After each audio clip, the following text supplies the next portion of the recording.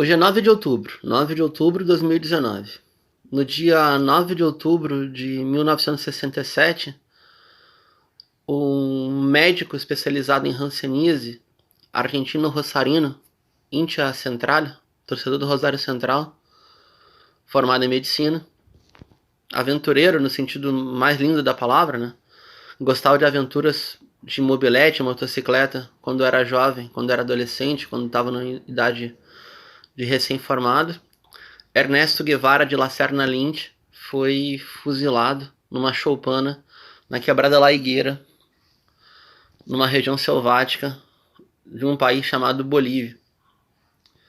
Então, esta coluna, feita por mim, Bruno Lima Rocha, para o portal Repórter Popular, a Rádio Conde Pelotas, Rádio Noroeste / Rádio Democracia de Campinas, Portal Brasil de Fato, Acracom JT Santa Catarina e mais de uma centena e meia de emissoras comunitárias, não é um culto à personalidade a um companheiro caído.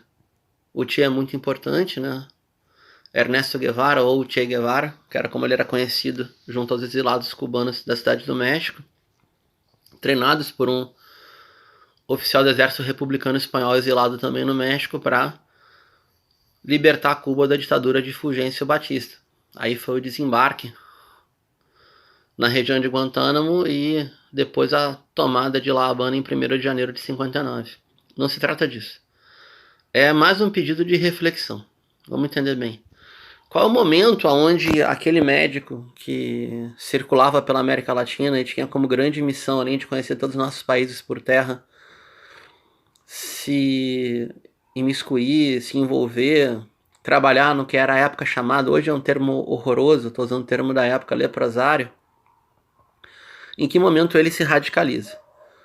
Quando pelas andanças do Che Guevara, depois de passar pela Bolívia, vendo a Revolução Mineira do Movimento Nacionalista Revolucionário de 52, que basicamente nacionaliza as minas da Bolívia e organiza o preço da venda de minério, continua sendo essa situação bananeira de vender commodity primária, mas gera um controle estatal popular sobre o tema. Depois a Bolívia se radicaliza mais ainda. Mas enfim, ele chega na Guatemala, no antigo vice-reino da Guatemala, República da Guatemala, e trabalha como voluntário num governo reformista de um general nacionalista, general Jacobo Arbenz.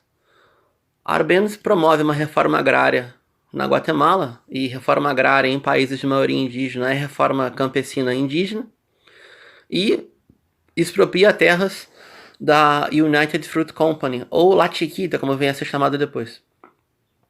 E através dessa medida de reforma agrária, os capitais que investem na Guatemala, que fazem literalmente o plantio de banana e frutas tropicais, por isso o termo de República Bananeira, financiam um golpe de Estado com o apoio da CIA, e que o golpe de Estado tem como ponta de lança aviadores mercenários ou mesmo aviadores gringos bombardeando a Guatemala. Isso se dá em 54. A unidade guerrilheira na Guatemala, que vai ser conhecida como RNG, a mais longa guerra civil das Américas depois da Colômbia, vai pelear pau a pau, palmo a palmo de 62 até os acordos de paz de 95. Então, o que radicaliza Che Guevara, com todo o respeito do mundo, é óbvio. São os limites de um governo reformista, social-democrata, diante da pressão do império. E aí, por uma condição também de obviedade, o então jovem médico Ernesto decide se juntar no exílio mexicano como médico da expedição militar, que vai tentar se somar ao conjunto de forças urbanas, ao contrário do que diz a literatura de internet.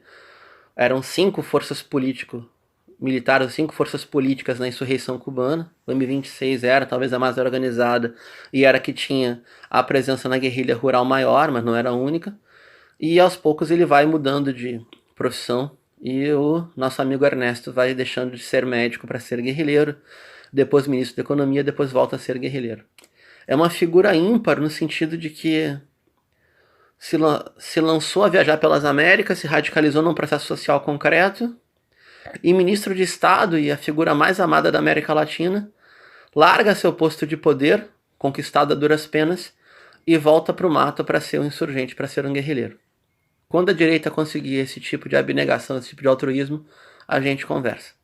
Quem falou aqui foi o Bruno, no dia 9 de outubro, no dia que Ernesto Guevara morreu olhando para os seus executores.